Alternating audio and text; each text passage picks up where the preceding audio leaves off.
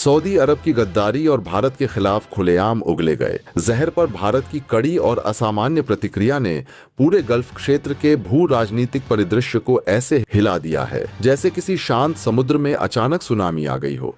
पिछले 56 घंटों के भीतर जिस तेजी से घटनाएं घटी हैं, उसने न केवल क्षेत्रीय राजनीति को बल्कि वैश्विक रणनीतिक समीकरणों को भी अस्थिर कर दिया है। भारत की ओर से जिस प्रकार के कदम उठाए गए हैं, उन्हें देखकर अब यह साफ हो गया है कि नई दिल्ली किसी भी कीमत पर अपनी संप्रभुता और राष्ट्रीय हितों से खिलवाड़ बर्दाश्त करने के मूड में नहीं है।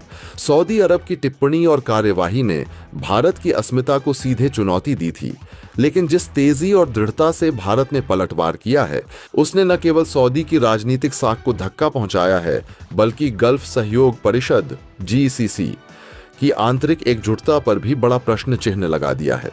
पिछले 56 घंटों में गल्फ देशों की राजधानियों रियाद, अबू धाबी, दोहा, कुवैत सिटी और मस्कट में लगातार उच्च स्तरीय मीटिंगें चल रही हैं। ये मीटिंगें आधिकारिक रूप से क्षेत्रीय स्थिरता के नाम पर बुलाई गई हैं, लेकिन असल मुद्दा सऊदी अरब के रवैये और भारत की प्रतिक्रिया का है। जहां एक ओर बहरीन, कतर और ओमान जैसे देश चुपचाप हालात को समझने और भारत से अपने रिश्तों को किसी भी कीमत पर खराब न होने देने की रणनीति बना रहे हैं, वहीं दूसरी ओर संयुक्त अरब अमीरात और कुवैत ने परोक्ष रूप से यह संकेत देना शुरू कर दिया है कि सऊदी अरब का हालिया रुख अत्यधिक उग्र और अव्यावहारिक था। इन बैठकों से छनकर जो संकेत बाहर आ रहे हैं, वे यही बताते हैं कि सऊदी अरब की बिग ब्रदर वाली छवि अब क्षेत्रीय मंचों पर पहले जैसी निर्विवाद नहीं रह गई है। भारत की प्रतिक्रिया भी किसी सामान्य राजनयिक बयान या औपचारिक विरोध तक सीमित नहीं रही। भारतीय विदेश मंत्रालय ने जिस तरह सऊदी अरब को सीधी चेतावनी दी और साथ ही विभिन्न आर्थिक और सामरिक समझौतों की समीक्षा की प्रक्रिया तेज कर दी, उसने क्षेत्र के अन्य देशों को सोचने पर मजबूर कर दिया है। भारत ने विशेष रूप से ऊर्जा क्षेत्र और प्रवासी भारतीयों से जुड़े मसलों को अपने जवाब का हिस्सा बनाकर यह संदेश दिया कि अब वह केवल सॉफ्ट पावर की राजनीति नहीं करेगा, बल्कि आवश्यक हुआ तो कठोर रणनीतिक और आर्थिक कदम भी उठाएगा। यही कारण है कि कई गल्फ देश जो अब तक सऊदी के दबदबे में चुपचाप चलते रहे, अब खुलकर यह मानने लगे हैं कि गलती सऊदी की थी न कि भारत की। इस बीच एक और बड़ा सस्पेंस ये है कि पाकिस्तान इस पूरे घटनाक्रम को किस नजर से देख रहा है। सऊदी अरब और पाकिस्तान के बीच ऐतिहासिक रूप से घनिष्ठ रिश्ते रहे हैं और पाकिस्तान इस मौके को भारत के खिलाफ कूटनीतिक मोर्चा बनाने के लिए भुनाने की कोशिश कर रहा है।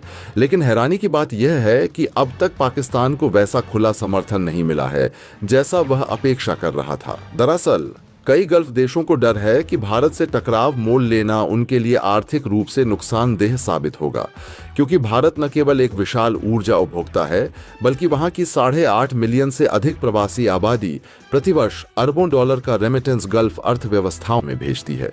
यही आर्थिक गणित उन देशों को मजबूर कर रहा है कि वे सऊदी की लाइन पर चलने के बजाय तटस्थ या भारत समर्थक रुख अपनाएं। पिछले 2 दिनों में अबू धाबी और दोहा में गुप्त स्तर पर हुई बैठकों से यह जानकारी सामने आई है कि गल्फ देशों के भीतर एक नई ध्रुवीकरण की प्रक्रिया शुरू हो गई है। एक धड़ा सऊदी अरब और पाकिस्तान के करीब माना जा रहा है, जबकि दूसरा धड़ा भारत की अहमियत और उसकी उभरती वैश्विक स्थिति को देखते हुए उसके खिलाफ खुला मोर्चा लेने से परहेज कर रहा है। इस ध्रुवीकरण के बीच अमेरिका और चीन की भी गहरी नजर है।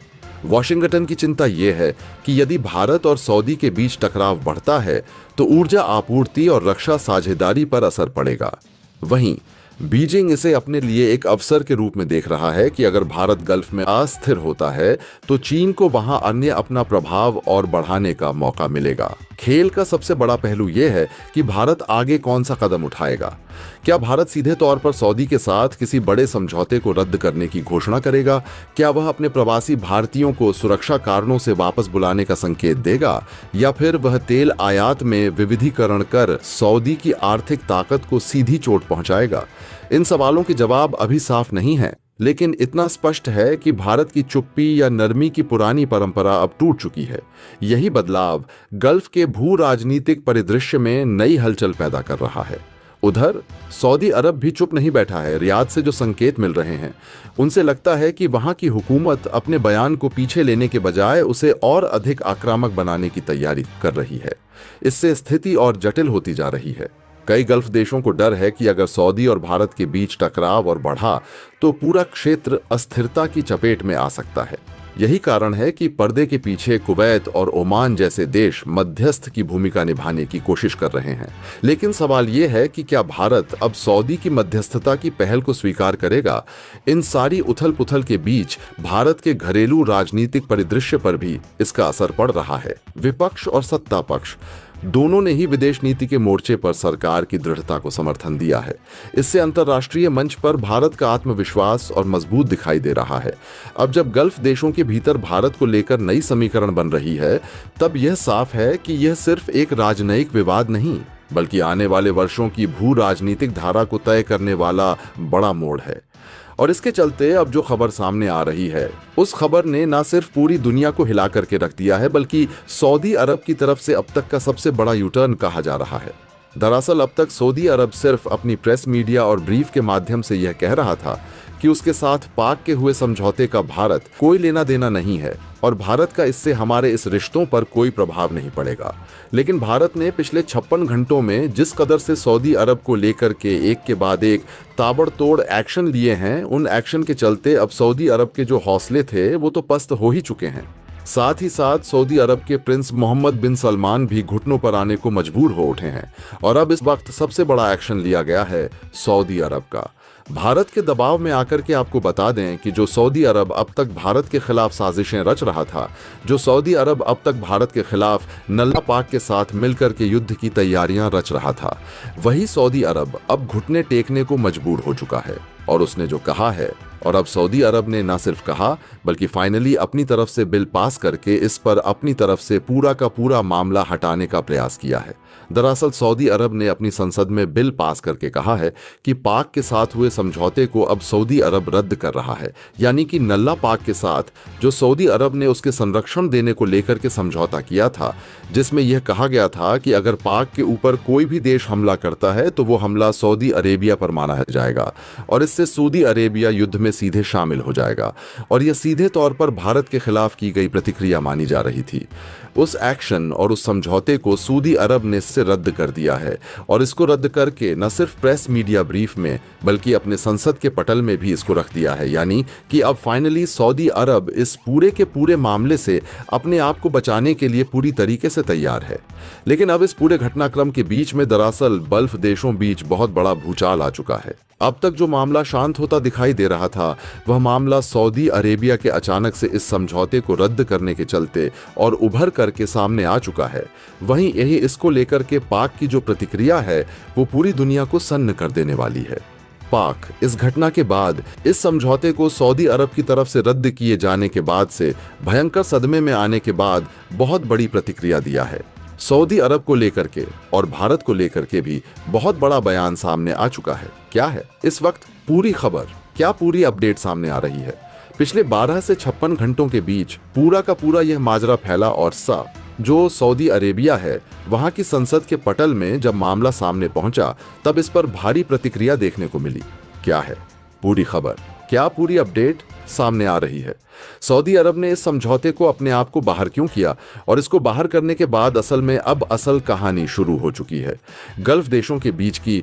वो क्या है वो भी बताएंगे। आपको तो चैनल पर बने रहें, वीडियो को लाइक और चैनल को अगर अभी तक सब्सक्राइब नहीं किया है तो नीचे बने काले कलर के बटन को दबा करके चैनल को सब्सक्राइब करके इसे ऑल पर जरूर सेलेक्ट कर लीजिएगा ताकि जुड़ी खबर आप तक सबसे पहले पहुंचती रहे।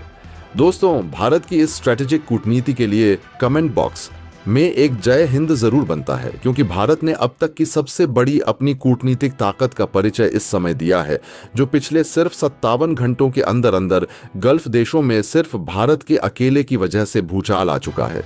और हाँ दोस्तों, कमेंट बॉक्स में आप ये लिख के जरूर बताइएगा कि आप देश के किस कोने से हमारी वीडियो देख रहे हैं, ताकि हमें यह पता चल सके कि हमारे सब्सक्राइबर्स किन किन जगहों से हमारी वीडियो देखते हैं और आप हमारी लाइव वीडियो को कितना पसंद करते हैं। यह भी कमेंट बॉक्स में ज़रूर लिखिएगा। इससे हमारी काफ़ी बड़ी मदद होती है और हम अपनी सटीक और ज़्यादा एनालिसिस जानकारियों को आप तक साझा कर पाएं। इसके लिए चैनल को सब्सक्राइब भी करना मत भूलिएगा। दोस्तों, सऊदी अरब पर भारत की अगर सबसे बड़ी जीत कही जाए तो यह कुछ कम नहीं है। और बात अगर कही जाए कि ना सिर्फ सऊदी अरब बल्कि यह गल्फ देशों पर भारत के सबसे बड़े दबदबे और भारत की सबसे बड़ी कूटनीतिक चाल और ताकत का नतीजा इस वक्त पूरी दुनिया के सामने आ चुका है। तो यह बात बिल्कुल सही है, क्योंकि इस वक्त भारत ने जो किया है वास्तव में अब तक ऐतिहासिक रूप से देखा जाए तो इतना तेजी से और इतना फास्ट एक्शन किसी भी देश ने नहीं लिया होगा। दरअसल भारत ने पिछले 48 घंटों में एक के बाद एक न सिर्फ सऊदी अरब बल्कि गल्फ देशों को निशाना बनाते हुए कई बड़े एक्शन लिए हैं और भारत के ताबड़तोड़ एक्शन की वजह से न सिर्फ सऊदी अरब बल्कि पूरे के पूरे गल्फ देशों की मुसीबतें बढ़ चुकी हैं और इस मुसीबत के बढ़ने के चलते अब मुस्लिम जगत का खलीफा बनने का सऊदी अरब जो नाटो बनाने का सपना है वह तो भूल ही जाइए। अब मुस्लिम संगठन के अंदर ही बहुत बड़ी फूट पड़ चुकी है। अब तक यह कहा जा रहा था कि नाटो जो मुस्लिम संगठन बनाने की कोशिश कर रहे थे, भारत ने उस सपने को चकनाचूर किया है, लेकिन असल कहानी अब कुछ और ही सामने आ चुकी है। असल कहानी यह है कि अब मुस्लिम जगत में मुस्लिम देशों के बीच आपस में ही फूट पड़ चुकी है। भारत और खाड़ी देशों के बीच पिछले 56 घंटों में जो कुछ हुआ है उसने पूरी दुनिया को चौंका दिया है। जहां तक अब तक की आधिकारिक घोषणाओं और राजनयिक स्तर पर सामने आई जानकारी का सवाल है, सब कुछ सामान्य और सतही तौर पर कूटनीतिक प्रतीत होता है, लेकिन असल कहानी कहीं अधिक गहरी और जटिल है। दरअसल भारत ने ऐसे कदम उठाए हैं जिन्होंने न केवल सऊदी अरब की राजनीतिक साख को झटका दिया है बल्कि पूरे के पूरे गल्फ गठबंधन की आंतरिक संरचना में दरार डाल दी है। यह बात केवल एक देश या दो देशों तक सीमित नहीं है, बल्कि इसका असर सीधे सीधे उस मुस्लिम नाटो जैसे संगठन पर पड़ा है जिसे सऊदी अरब लंबे समय से अपने नेतृत्व में खड़ा करना चाहता था। पिछले कई महीनों से सऊदी अरब अपने मुस्लिम नाटो संगठन को एक ऐसे सुरक्षा कवच के रूप में प्रचारित कर रहा था जो इस्लामिक देशों की सैन्य ताकत को एकजुट कर पश्चिमी नाटो के विकल्प के रूप में खड़ा कर सके। लेकिन भारत ने जिस प्रकार आर्थिक, सामरिक और कूटनीतिक मोर्चों पर अचानक तेजी से एक के बाद एक फैसले लिए, उसने इस योजना की बुनियाद को ही हिला दिया। इन कदमों में सबसे बड़ा झटका उस समय लगा जब भारत ने कुछ ऐसे करार और आर्थिक समझौते किए जिन्होंने सीधे सीधे सऊदी अरब के नेतृत्व को चुनौती दी। भारत ने न केवल खाड़ी के छोटे लेकिन रणनीतिक दृष्टि से महत्वपूर्ण देशों जैसे यूएई, कतर और ओमान को साध लिया, बल्कि सऊदी अरब के पारंपरिक साझेदार देशों को भी नई डील और ऊर्जा समझौतों के जरिए अपने पक्ष में खींच लिया। यहाँ सबसे बड़ा सस्पेंस यही है कि भारत के इन कदमों ने खाड़ी देशों के भीतर पहले से छिपी हुई खटास को सतह पर ला दिया। सऊदी अरब खुद को हमेशा से मुस्लिम जगत का खलीफा यानी नेतृत्वकर्ता मानता रहा है, लेकिन कतर और तुर्की जैसे देश लंबे समय से इस वर्चस्व को चुनौती देते आए हैं। यूएई भी सऊदी की छाया में रहकर आगे बढ़ने से असहज महसूस करता रहा है। भारत ने जब इन देशों को अलग अलग आर्थिक पैकेज और रक्षा सहयोग के विकल्प दिए तो सऊदी अरब को अचानक यह एहसास हुआ कि उसका मुस्लिम नाटो बनने का सपना अब केवल एक ख्वाब बनकर रह गया है। भारत के इन ताबड़तोड़ एक्शनों ने यह भी साबित कर दिया कि खाड़ी देशों के बीच एकता केवल सतही थी। असलियत यह है कि उनके बीच ऊर्जा व्यापार, धार्मिक नेतृत्व और रणनीतिक प्रभाव को लेकर हमेशा से तनातनी मौजूद थी। सऊदी अरब का मानना था कि मक्का और मदीना की वजह से उसे स्वाभाविक रूप से इस्लामी दुनिया का केंद्र माना जाएगा, लेकिन कतर जैसे देश अल जजीरा जैसे मीडिया नेटवर्क के जरिए अपनी अलग पहचान बना चुके हैं। तुर्की तो पहले ही अपने ऑटोमन साम्राज्य की विरासत को फिर से जीवित करने की महत्वाकांक्षा दिखा चुका है। ऐसे में भारत की एंट्री ने इस आपसी संघर्ष को और तीखा बना दिया है। असल कहानी अब यहां से शुरू होती है।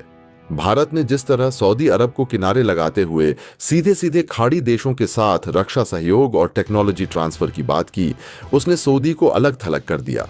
यूएई ने हाल ही में भारत के साथ जिस व्यापक आर्थिक साझेदारी समझौते सीईपीए को नई गति दी है, उसने तेल और गैस व्यापार को डॉलर के बजाय स्थानीय मुद्राओं में करने की दिशा में कदम बढ़ा दिया।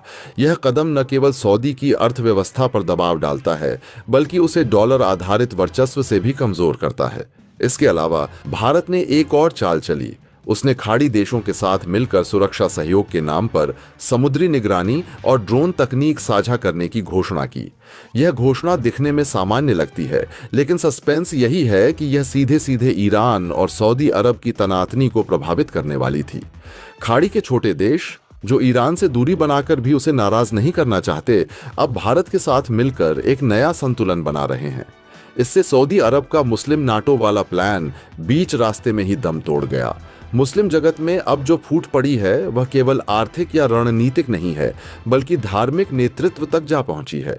मक्का और मदीना की वजह से सऊदी खुद को हमेशा इस्लामी जगत का मुखी मानता आया है, लेकिन अब तुर्की और कतर सऊदी की नीतियों को कट्टरपंथी और स्वार्थी बताकर खुलकर विरोध करने लगे हैं। यूएई और बहरीन जैसे देश जो अब तक चुप रहते थे, वे भी भारत के साथ खड़े होकर सऊदी की एकाधिकारवादी सोच से दूरी बनाने लगे हैं। भारत का फायदा यह हुआ कि उसने खाड़ी देशों में अपने प्रवासी समुदाय और आर्थिक निवेश को हथियार की तरह तीव्र इस्तेमाल किया। भारत की आईटी, इंफ्रास्ट्रक्चर और फार्मा इंडस्ट्री ने इन देशों में ऐसी पकड़ बना ली है कि अब वे सऊदी अरब के बजाय भारत को एक विश्वसनीय साझेदार मानने लगे हैं। सऊदी अरब को अब यह समझ आ रहा है कि मुस्लिम नाटो का जो सपना उसने बुना था वह न केवल अधूरा रह गया है, बल्कि अब उसी संगठन में दरार पड़ चुकी है। सस्पेंस यहीं खत्म नहीं होता। खबर यह भी है कि भारत ने पर्दे के पीछे अमेरिका और यूरोपीय देशों को भी इस खेल में शामिल किया है। अमेरिका को यह फायदा है कि भारत खाड़ी देशों को चीन से दूर रख रहा है। यूरोप के लिए भी यह अहम है कि भारत ऊर्जा आपूर्ति को स्थिर बनाए रखे। इस वजह से सऊदी अरब को अब पश्चिमी देशों से भी वह समर्थन नहीं मिल रहा जिसकी उसे पहले आदत थी। नतीजा यह हुआ कि मुस्लिम जगत अब 3 हिस्सों में बंट चुका है। सऊदी गुट, जो खुद को खलीफा मानता है लेकिन अकेला पड़ता जा रहा है। दूसरा तुर्की कतर गुट, जो सऊदी के खिलाफ खुलकर सामने आ गया है। यूएई, ओमान जैसे देश जो भारत के साथ नए समझौते करके संतुलन साध रहे हैं। भारत की इन चालों ने यह साबित कर दिया है कि अब खाड़ी देशों का भविष्य केवल सऊदी अरब के हाथों में नहीं है। मुस्लिम नाटो का सपना तो चकनाचूर हुआ ही है, अब मुस्लिम जगत का खलीफा बनने का दावा भी सवालों के घेरे में आ गया है। कजाकिस्तान, किर्गिस्तान, उज्बेकिस्तान, ये सब देशों ने इस पूरे के पूरे सऊदी अरब के कृत्यों का विरोध करते हुए सीधे तौर पर मुस्लिम जगत में फूट डालने का काम कर दिया है। और सबसे बड़ी बात, ईरान और तुर्की जैसे देश जिनसे उम्मीद लगाई जा रही थी कि वो सऊदी अरब का साथ देंगे, असल में उन्होंने पूरा इस मामले से अपने आप को अलग कर लिया है। दोस्तों, आपकी क्या राय है? कमेंट बॉक्स में जरूर से बताएं और साथ ही चैनल को सब्सक्राइब करना ना भूलें। आपके एक सब्सक्राइब से हमारी काफी बड़ी मदद होती है। जय हिंद।